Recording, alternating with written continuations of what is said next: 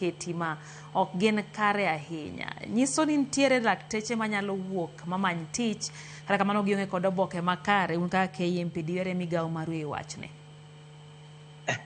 Hapa ni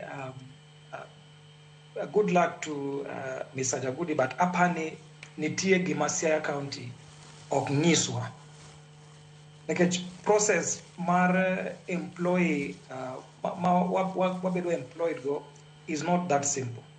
Ji ok nyal mana kawo barua and gidhi e hospital to chako tiyo. Nitie gima luongo ni staff returns ma samoro aneno ka itimo almost daily. Gidwa wacho ni for 9 months staff returns osebedo kabedo submitted at the department level, at the HR level. To ng'ama wacho ni we wan gi surplus mar employees. I don't think that's true. I don't.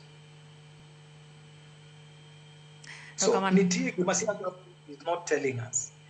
And apani I have an idea. Dine bedni and 35% ceiling on wage bill. Kama if that is the problem, there Nitie better ways of dealing the issue. Is it the 35% ceiling ma control of budget oketo ne the ceiling mar recurrent budget? If that is the problem, there are better ways mag deal the problem Siaya County.